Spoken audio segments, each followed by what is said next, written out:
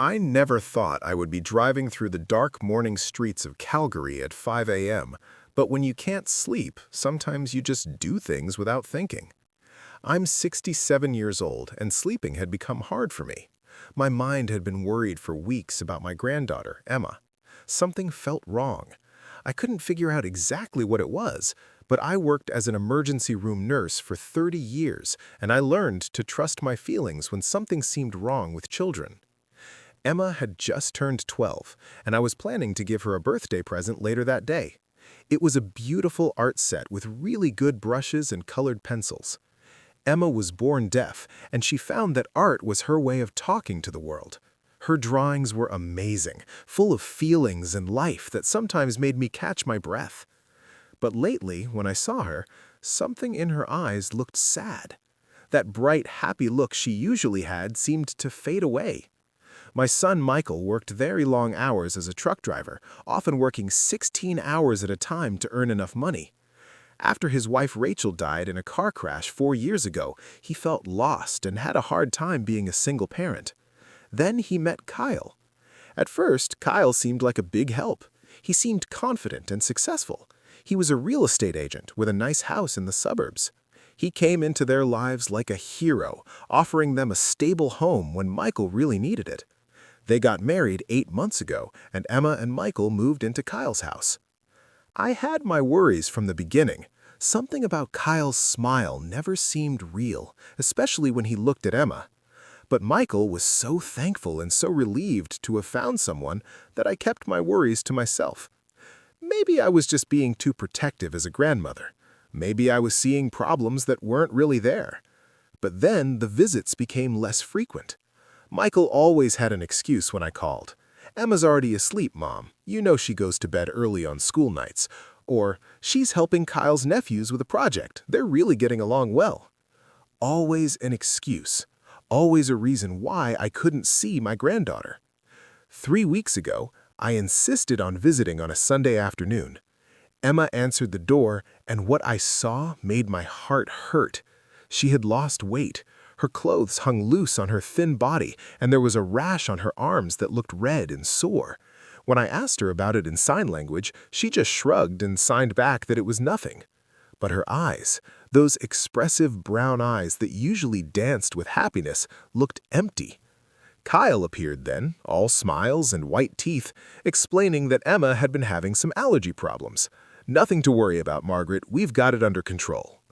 But something about the way he stood between us, the way he quickly took her out of the room, set off alarm bells in my head. So here I was at 5:15 in the morning, pulling up to their house in the quiet darkness. I told myself I was just dropping off Emma's present early, that I wasn't being pushy or nosy. But deep down, I knew I was checking on her. I had to see for myself that she was okay. The house was dark, except for one light in the upstairs hallway. I grabbed the wrapped gift from my car and walked up the driveway. My footsteps were quiet on the concrete. The air was thick with that heavy summer humidity that Calgary sometimes gets, even at this early hour. As I got close to the side door, I heard something that made me freeze. A cough, wet and rattling, the kind that sounds like someone having trouble breathing. It was coming from the basement window, and it sounded very familiar. I had heard that kind of cough thousands of times in the emergency room, usually from patients with breathing infections or allergies to things in the air. I set the present down and bent down near the window, pressing my ear close to the glass. Another cough, followed by a wheezing breath. My heart started to race. Was someone sick down there? Who would be in the basement at this time?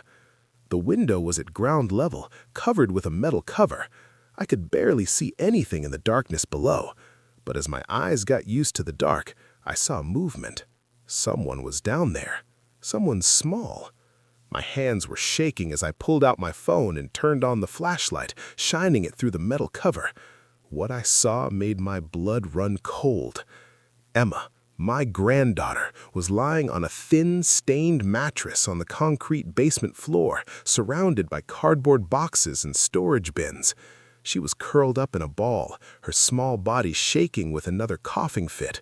Her hearing aids were sitting on top of an upside-down plastic storage box, the only thing like a nightstand in that bare space. And the walls. Oh God, the walls were covered in dark spots. Mold. A lot of mold. The kind that grows in damp places with no fresh air.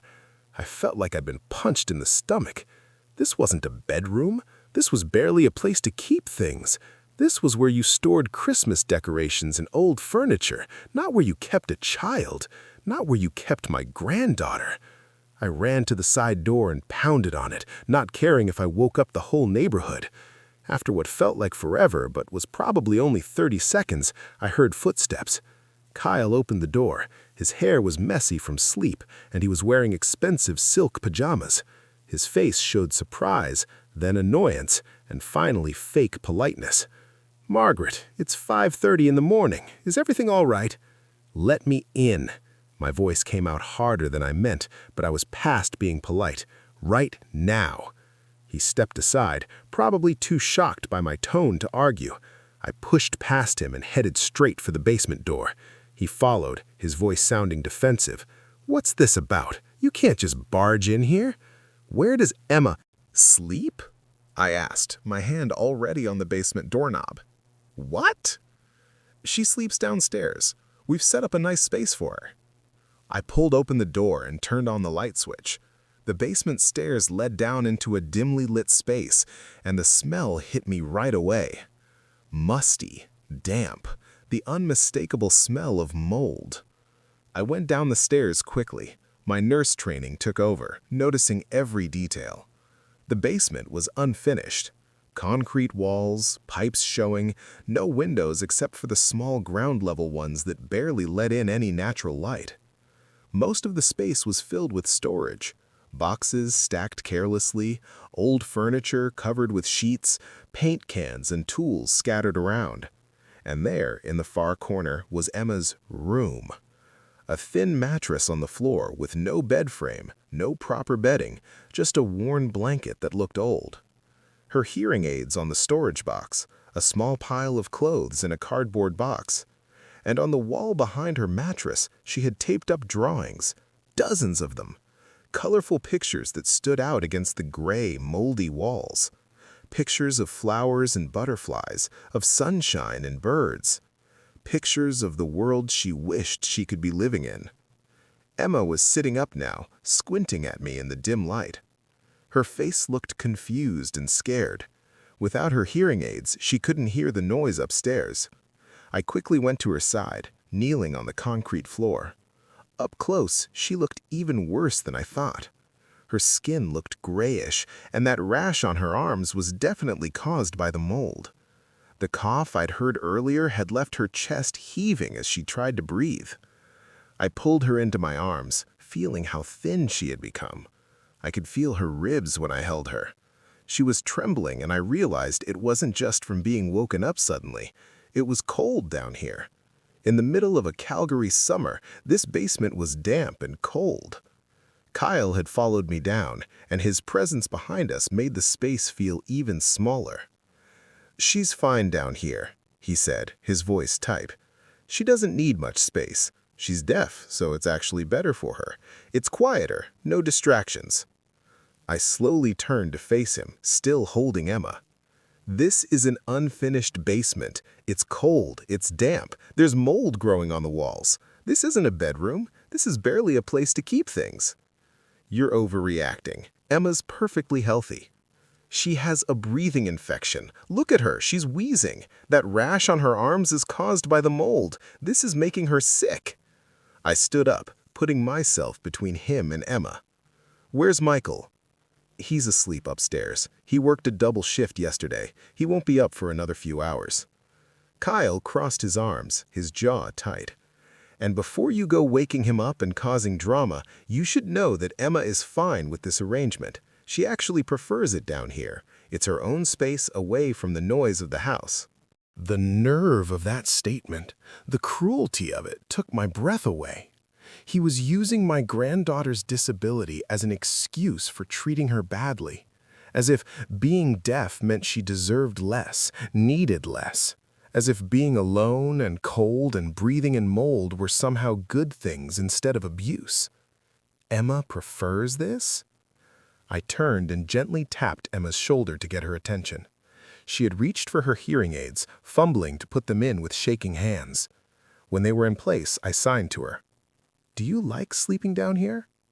She glanced nervously at Kyle, then back at me. Her hands moved slowly, carefully. "It's okay." "Is it quiet down here?" "Sometimes. Sometimes I hear water dripping, and I feel cold at night." "Do you want to sleep down here?" Her face crumpled and tears started to slide down her cheeks. Her hands moved jerkily as she signed. "Am I too difficult, Grandma? Kyle says I need my own space because I'm different. He says I'm lucky to have any space at all because I don't help the family. I try to be good. I do all my chores. I stay quiet. But maybe I'm just too much trouble." Something inside me broke. This beautiful, talented, loving child had been convinced that she deserved this, that her disability made her a burden, that sleeping in a moldy basement was something she should be grateful for. I pulled her close again, feeling her small body shake with sobs. Over her head, I looked at Kyle with an expression that must have shown every bit of anger and disgust I felt because he actually took a step back. "Get out of the way," I said quietly. "I'm taking her upstairs. We're going to wake up Michael, and then we're going to have a very serious talk about what happens next." "You can't just—" "I absolutely can." I stood, helping Emma to her feet and wrapping the worn blanket around her shoulders. "I'm required by law to report suspected child abuse. I'm a former healthcare worker, and what I've seen here is neglect and child endangerment. So you have two choices. You can let me take Emma upstairs right now, or I can call the police and Child Protective Services from down here. Your choice. You have 5 seconds to decide." He stared at me, his face turning red with anger. But after a long moment, he stepped aside. I guided Emma up the stairs, one hand on her back, feeling the way she leaned into me like I was saving her life. We came out into the main floor of the house, and the difference was shocking. The main level was perfect. Hardwood floors, modern furniture, artwork on the walls. Everything looked expensive and tasteful. We passed the living room with its large flat-screen TV and comfortable leather couches. Then we passed what Kyle called his home office, a big room with a fancy desk, built-in bookshelves, and a window looking out at the backyard. Next to it was the game room. I could see through the open door, a pool, a table, an old arcade game, a comfortable sitting area with beanbag chairs. 2 twin beds were set up on one side of the room, made up with fresh sheets. "Whose beds are those?" I asked Emma. She signed back. "Kyle's nephews. They come every weekend. They're 10 and 14. They like the game room." Every weekend? So every weekend these boys came and stayed in comfort while Emma was sent to the basement? While they had beds and entertainment and space, she had concrete and mold and loneliness? I felt my anger become sharp and focused. I helped Emma into a chair at the kitchen table and then marched upstairs. I found the master bedroom easily and knocked loudly on the door. No response. I knocked again, harder. Finally, I heard movement. "What the hell, Kyle?" My son's voice was sleepy and annoyed. "It's not even 6 yet." I opened the door. "Michael, get up. We need to talk now." He blinked at me in confusion, propping himself up on his elbows. "Mom, what are you doing here?" "Downstairs. 5 minutes. Get dressed." I didn't wait for a response. I went back to Emma, who was sitting at the table, the blanket still wrapped around her, looking small and lost in the bright, perfect kitchen. Kyle had followed me upstairs and was now standing by the counter, his arms crossed, his face angry. "This is ridiculous. You're being completely dramatic. Michael is going to back me up on this." "We'll see," I said coldly. Michael appeared a few minutes later, wearing sweatpants and an old t-shirt, his hair sticking up. He looked exhausted, the kind of deep exhaustion that comes from working too hard for too long. When he saw Emma wrapped in her blanket, then looked at me standing there with my arms crossed, confusion showed on his face. "What's going on?" "Where does Emma sleep?" I asked him directly. "In the basement. Kyle set up a space for her down there." He looked between us, clearly trying to figure out why this was suddenly a problem. Why? Show me, I said, right now. Take me down there and show me where your daughter sleeps. Something in my tone must have gotten through to him because he didn't argue. He led the way to the basement, and I followed, watching his face as he took in the space. Really took it in, maybe for the first time. His steps slowed as he went down. I saw the exact moment when he noticed the smell, the dampness, the cold. The moment when he saw the mattress on the floor, the moldy walls, the complete lack of anything that could be called a proper bedroom. Jesus, he breathed. How long has she been sleeping down here? I asked. I don't know. Since we moved in, I guess. Kyle said it was temporary, that we'd fix it up properly, make it nice. He said Emma wanted her own space, that she was happy down here. He ran a hand through his hair, looking upset. I work so much. I'm gone before she wakes up, and I don't get home until 10 or 11 most nights. Kyle said she was already asleep. I just trusted him. Come upstairs. Back in the kitchen, I positioned Michael so he had to look at Emma, really look at her, at how thin she had become, at the rash on her arms, at the exhaustion in her eyes. Emma, I said out loud, making sure she could see my lips and signing at the same time. Tell your dad where you sleep. She looked scared, her eyes darting to Kyle, but I nodded encouragingly. Slowly her hands began to move. I sleep in the basement, on a mattress on the floor. It's cold at night, and sometimes water drips from the pipes. The walls are wet and smell bad. I have to use the laundry room bathroom, but sometimes Kyle locks the basement door at night because he says I wander around too much. Michael's face had gone pale. He locks you down there? Emma, I continued gently, what about Kyle's nephews? Where do they sleep when they visit? In the game room. They have beds and the TV and all the games. Kyle says they're guests, so they get the good room. And how often do they visit? Every weekend. Her hands moved faster now, the words pouring out like she'd been holding them in for too long. Sometimes they stay longer during school breaks. They're nice to me sometimes, but Kyle tells them not to play with me too much because I'm different. He says I need to earn the right to be part of the family. He says I don't contribute enough. Contribute? Michael's voice cracked. She's 12 years old. She's a child. What the hell does that even mean? Kyle finally spoke up, his voice sounding reasonable, almost talking down to us.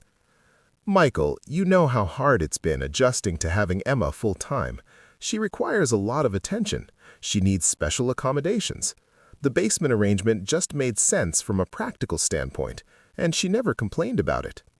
She's been sleeping in an unfinished basement with mold growing on the walls, while your nephews get the game room. Michael's voice was rising now, anger taking over his shock. And you've been locking the door so she can't come upstairs at night. What kind of sick... I've been trying to teach her independence. You're gone all the time, Michael. Someone has to actually parent her and set boundaries. She needs structure, discipline. She needs a proper bedroom. She needs heat and clean air and to not be treated like she's less than human because she's deaf. Michael turned to me, and I saw tears in his eyes. Mom, I didn't know. I swear to God, I didn't know it was this bad. I know you didn't, I said, keeping my voice steady, even though I wanted to scream. You've been working yourself to death trying to provide for her. You've been exhausted and grieving and trying to hold everything together, and Kyle took advantage of that. I turned to Kyle, who was still standing by the counter with his arms crossed, his face now defensive and hostile. You told Michael that Emma wanted to be down there, that she preferred it, that she was happy with the arrangement. You used her disability to justify neglect. You made her believe she was a burden. You kept her away from her father. And you locked a 12-year-old child in a cold, damp basement at night. You're twisting everything. I'm a registered nurse with 30 years of emergency room experience. I know neglect when I see it. I know the signs of mold exposure. I know what a breathing infection looks like. And I know enough about the law to understand that what you've been doing is child endangerment. I pulled out my phone. I'm calling my friend Sandra, who works at the urgent care clinic. Emma needs to be examined this morning. She needs documentation of her condition, including that rash and her breathing problems. The mold exposure needs to be on record. You're overreacting. Try me, I said flatly. Just try me and see what happens. Michael was kneeling in front of Emma now, signing to her.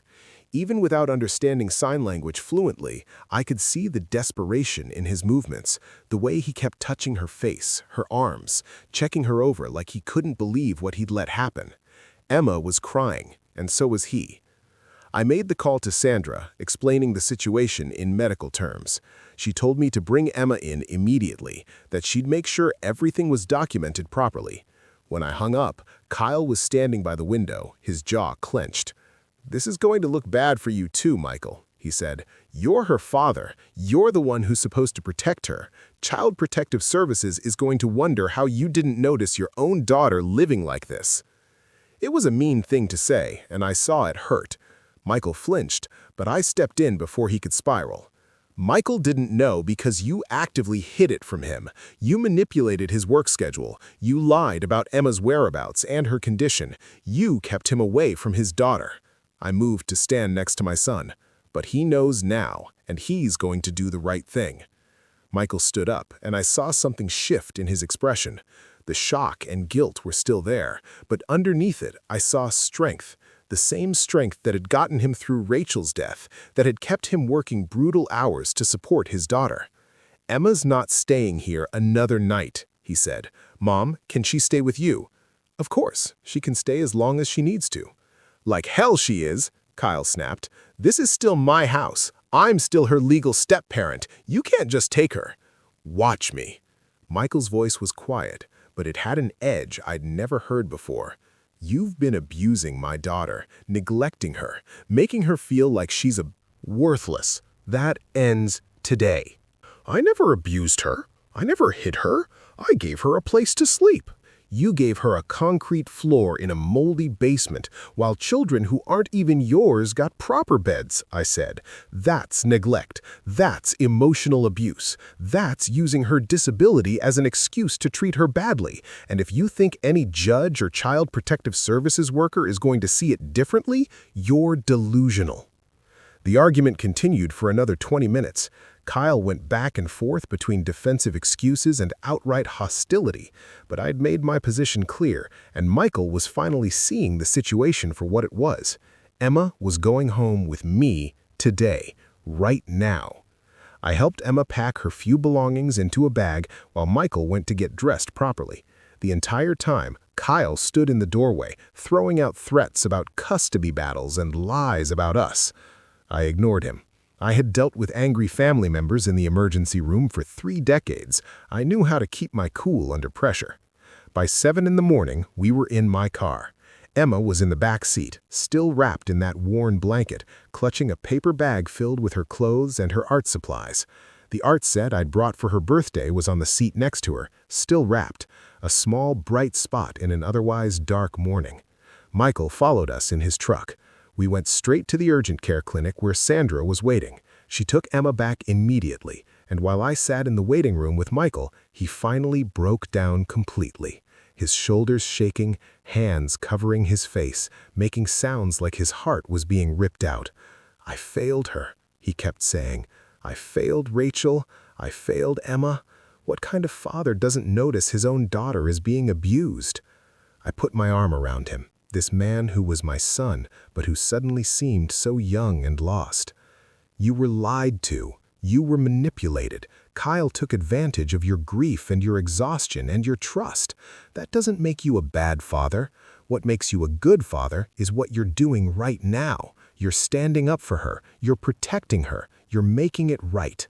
How do I make this right? How do I come back from this? One day at a time, starting today." Sandra came out 45 minutes later with Emma and a thick file of paperwork. Emma's examination had shown a mild breathing infection, skin irritation caused by the mold, signs of not eating enough, and high stress levels. Everything was documented, photographed, and recorded. Sandra had also called Child Protective Services as she was required to by law, though she assured us that given the circumstances and the fact that Emma was now in my care, it was unlikely Michael would face any serious consequences. The focus would be on keeping Emma safe and holding Kyle accountable. We went back to my house, a small but comfortable home in a quiet neighborhood. I'd raised Michael here, and after my husband died 10 years ago, I'd stayed. It was too big for one person, but I'd never been able to bring myself to move. Now I was grateful for the extra space. Emma could have the guest room, the one that still had some of Michael's old things in it.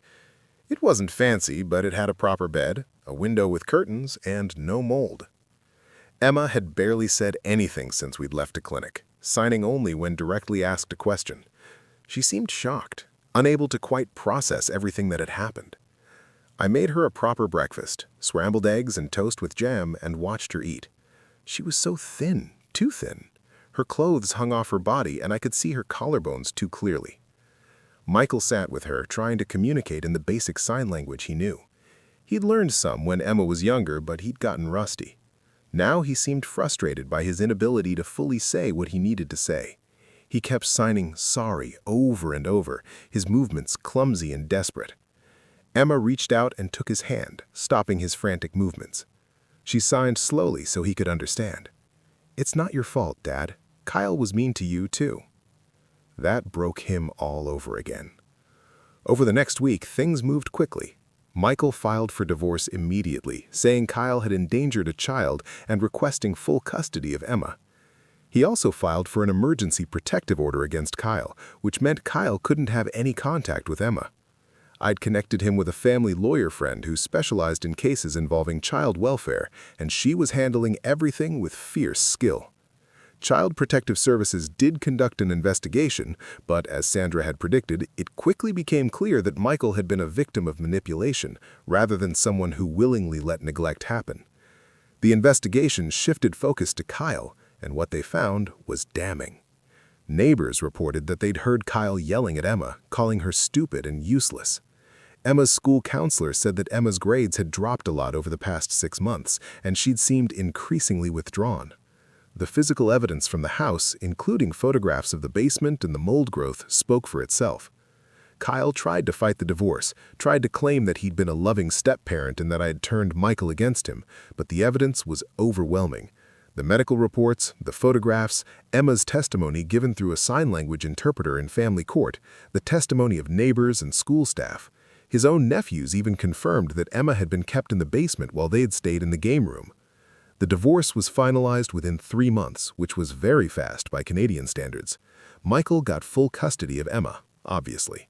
Kyle was name, but which Michael had helped pay for through mortgage payments and repairs, was sold. Michael used his share of the money to put a down payment on a small 3-bedroom house just 15 minutes from my place. But the legal proceedings were just the external part. The real healing happened slowly, in small moments. Michael adjusted his work schedule, taking a less high-paying route that meant he was home 5 nights a week instead of 2. It meant less money, but he was firm about it. "I can't buy back the time I've lost with her," he told me, "but I can make sure I'm there for the time we have now." He started taking sign language classes at the community college, 3 nights a week for 2 hours.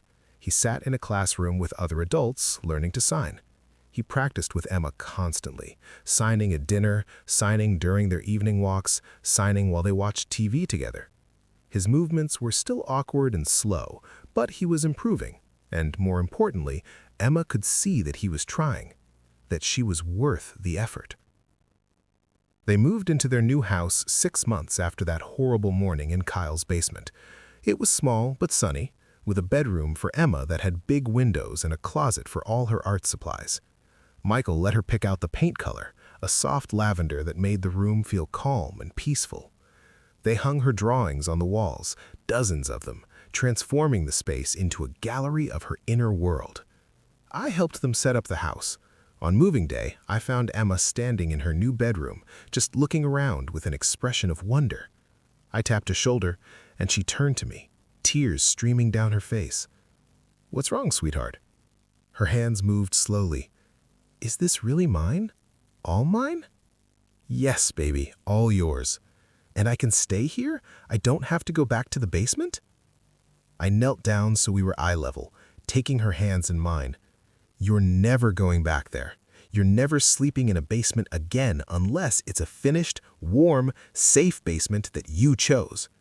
You're never being locked in. You're never being told you're a burden. You're home now. This is home. She threw her arms around me, and we stayed like that for a long time. Her thin body pressed against mine, her tears soaking into my shirt. The breathing infection cleared up within 2 weeks of proper treatment. The rash took a bit longer, but with prescription cream and being away from the mold, it eventually faded. Emma gained back the weight she'd lost. Color returned to her cheeks. The hollow look in her eyes gradually filled with something brighter. But the psychological healing took longer. She had nightmares. She'd wake up in the middle of the night, terrified, convinced she was back in the basement. Michael would hear her through the baby monitor he'd installed, and he'd rush to her room, turn on the lights, and sit with her until she calmed down. He'd sign to her over and over, "You're safe. You're home. I'm here." She struggled with anxiety around boys who were Kyle's nephew's ages. If she saw boys who were 10 or 14, she'd freeze up, waiting for them to tell her she wasn't allowed to play or that she was different. It took months of therapy with a counselor who specialized in childhood trauma and deaf children before she started to relax around other kids. There were also sessions with a family therapist where Emma and Michael worked through what had happened, where Emma could express her hurt and anger at her father for not noticing, for not protecting her, where Michael could apologize properly, not just with words but with changed behavior, where they could start to rebuild trust. I attended some of those sessions, helping to make communication easier, offering perspective as both Emma's grandmother and someone who'd seen the situation from the outside. The therapist emphasized something that I tried to reinforce whatever I could. What had happened wasn't Emma's fault. She hadn't done anything wrong. She wasn't too difficult. She wasn't a burden. She was a child who deserved love and safety, and the adults in her life had failed to provide that. But now they were working to make it right. Kyle faced legal consequences too. He was charged with child endangerment, a criminal offense in Alberta. While he didn't go to jail, he did receive a suspended sentence, probation, and a big fine. He was also required to attend parenting classes and anger management, though since he no longer had any children in his care, it was mostly symbolic. More importantly, the court issued a permanent restraining order. Kyle was prohibited from coming within 500 meters of Emma or attempting any contact with her. His real estate career took a hit too. Word spread in the community about what had happened, and several clients dropped him. His reputation was damaged, and within a year, he'd moved to a different city, trying to start over somewhere people didn't know his story. I can't say I felt sorry for him. Michael's journey was its own story. He struggled with guilt for a long time. Some days he'd show up at my house, and I could see it written all over his face. The shame, the self-blame, the constant loop of, how did I not know? How could I let this happen? I'd make him tea, and we'd sit in my kitchen, and I'd remind him of the truth, that abusers are skilled manipulators, that Kyle had specifically targeted his weak spots, his grief over Rachel, his exhaustion from work, his desperate need for stability, that isolation is a classic abuse tactic, and Kyle had systematically kept Emma isolated while making it seem reasonable and normal. You were working 16-hour shifts, I'd tell him. You were barely keeping your head above water. You trusted your partner to care for your daughter, which is what you're supposed to be able to do in a marriage. Kyle lied to you repeatedly. He hid the truth, he manipulated situations, he took advantage of Emma's disability to justify his behavior. This isn't on you. But I'm her father. I should have noticed. I should have insisted on seeing where she slept. I should have paid more attention. Yes, I'd agree, because there was no point in lying. You should have. And now you are. You can't change the past, Michael. You can only change what you do moving forward. And what you're doing now, the way you've stepped up, the way you're fighting for her and learning for her and being there, that's what matters. It took him a long time to forgive himself. I'm not sure he ever fully did, but he learned to live with it, to channel that guilt into being the best father he could be moving forward. As for Emma, she flourished, slowly, carefully.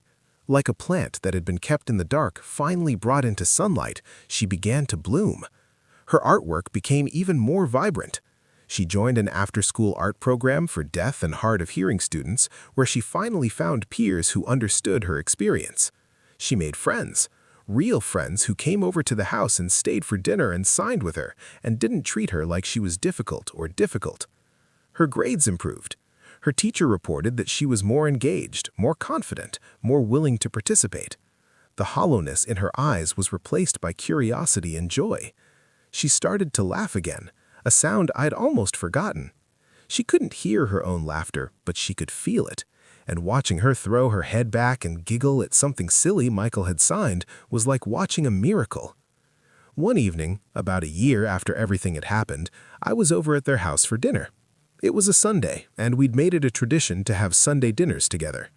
Michael had gotten better at cooking, and tonight he'd made a decent roast chicken with vegetables.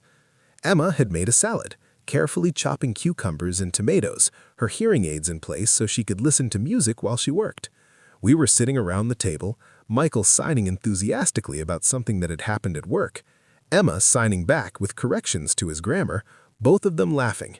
And I looked at them, my son and my granddaughter, in this small, sunny house, and I felt something settle in my chest. They were okay. They were going to be okay. After dinner, Emma pulled out her sketchbook and showed me her latest project. She was working on a series of drawings showing what she called her 2 lives. The first set showed the basement, dark, closed in, lonely. The second set showed her new bedroom, bright, open, full of color and life. The contrast was stark and powerful. My art teacher says I should enter these in a competition, she signed, for young artists dealing with trauma. Do you think they're good enough?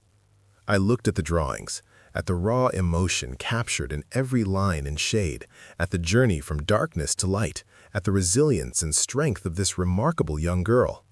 They're more than good enough, I signed back. They're extraordinary, just like you. She smiled, that brilliant smile that transformed her whole face, and went back to his sketching. Michael caught my eye from across the table and signed, "Thank you." Just those 2 words, but the weight of them, the depth of gratitude and love was immeasurable.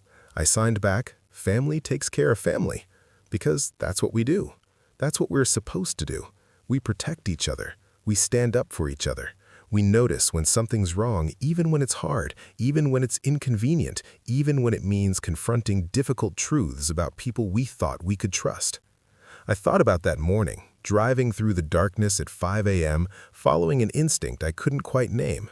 If I hadn't trusted that instinct, if I'd waited until a more reasonable hour, if I'd talked myself out of checking on Emma, how much longer would she have suffered? How much more damage would have been done? I'd worked in emergency medicine for 30 years, and I'd seen the consequences of adults not listening to their instincts about children. I'd seen the cases that came in too late, the injuries that could have been prevented, the trauma that could have been lessened if only someone had acted sooner. But I'd also seen the cases where someone did act, where a teacher noticed bruises and made a report, where a neighbor heard something concerning and called the police, where a family member asked hard questions and didn't accept easy answers. Those were the cases that ended better. Not perfectly, because trauma doesn't just disappear, but better. If there's anything I learned from this whole experience, it's the importance of trusting your instincts when it comes to children's welfare. If something feels wrong, it probably is. If a child seems withdrawn, anxious, or different than usual, there's probably a reason. If you're being kept away from a child or given excuses about why you can't see them, that's a red flag. And for parents, especially single parents or parents in new relationships, please be watchful. I understand the desire to trust your partner, to believe that they have your children's best interests at heart. But some people are very good at hiding their true nature. Some people see vulnerable children as inconvenient obstacles rather than. She called her 2 lives. The first set showed the basement, dark, closed in, lonely. The second set showed her new bedroom, bright, open, full of color and life. The contrast was stark and powerful. My art teacher says I should enter these in a competition, she signed.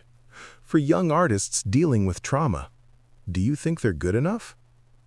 I looked at the drawings, at the raw emotion captured in every line and shade, at the journey from darkness to light, at the resilience and strength of this remarkable young girl. They're more than good enough, I signed back. They're extraordinary, just like you. She smiled, that brilliant smile that transformed her whole face, and went back to her sketching. Michael caught my eye from across the table and signed, "Thank you." Just those 2 words. But the weight of them, the depth of gratitude and love was immeasurable. I signed back, "Family takes care of family." Because that's what we do. That's what we're supposed to do. We protect each other. We stand up for each other. We notice when something's wrong, even when it's hard, even when it's inconvenient, even when it means confronting difficult truths about people we thought we could trust. I thought about that morning, driving through the darkness at 5 a.m., following an instinct I couldn't quite name. If I hadn't trusted that instinct, if I'd waited until a more reasonable hour, if I'd talked myself out of checking on Emma, how much longer would she have suffered? How much more damage would have been done? I'd worked in emergency medicine for 30 years, and I'd seen the consequences of adults not listening to their instincts about children. I'd seen the cases that came in too late, the injuries that could have been prevented, the trauma that could have been lessened if only someone had acted sooner. But I'd also seen the cases where someone did act, where a teacher noticed bruises and made a report, where a neighbor heard something concerning and called the police, where a family member asked hard questions and didn't accept easy answers. Those were the cases that ended better. Not perfectly, because trauma doesn't just disappear, but better. If there's anything I learned from this whole experience, it's the importance of trusting your instincts when it comes to children's welfare. If something feels wrong, it probably is.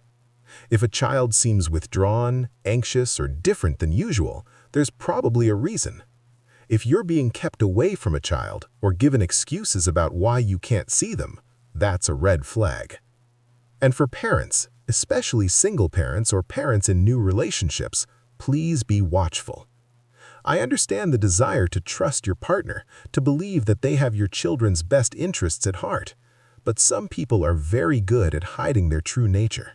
Some people see vulnerable children as inconvenient obstacles rather than morning. If I'd waited, if I'd talked myself out of driving over there at such an unreasonable hour, if I'd decided to respect boundaries and not intrude, Emma would still be in that basement. The abuse would have continued, and eventually maybe someone else would have noticed. Or maybe they wouldn't have. Maybe it would have gone on for years, making the trauma deeper, making the wounds worse. I can't change what happened to Emma during those months, but I could change what happened after, and that's what I chose to do. I chose to act, to intervene, to refuse to accept easy explanations and comfortable lies. I chose to put Emma's welfare above social politeness and family harmony, and I'd do it again in a heartbeat. Because at the end of the day, children are the most vulnerable members of our society. They're dependent on adults to keep them safe, to speak up for them, to see them and hear them and value them. When adults fail in that duty, for whatever reason, other adults need to step in. That's not being intrusive or dramatic or overreacting. That's being human. That's being responsible. That's being the person a child needs in their darkest moment. Emma's 13 now, turning 13 next month. She's planning an art show at her school, displaying her Two Lives series along with new work she's been creating. Michael is learning how to help her set it up, how to hang artwork properly, how to create good lighting. He's as nervous about it as she is, which makes her laugh. I'll be in the front row at that art show, watching my granddaughter share her story with the world, watching her transform pain into beauty, trauma into art, darkness into light. She's braver than I ever was at her age. She's stronger than she knows. And she'll never sleep in a basement again. She'll never be told she's too difficult or doesn't contribute enough. She'll never be made to feel like her disability makes her less deserving of love and dignity. Because we won't let that happen. Her father won't let that happen. And her grandmother, who still sometimes wakes at 5 in the morning with that old instinct, that old sense that something isn't right, will always be watching, always be ready, always be there. That's what family does. That's what love means. We show up, we pay attention, we act, and we never, ever stop fighting for the people who can't yet fight for themselves.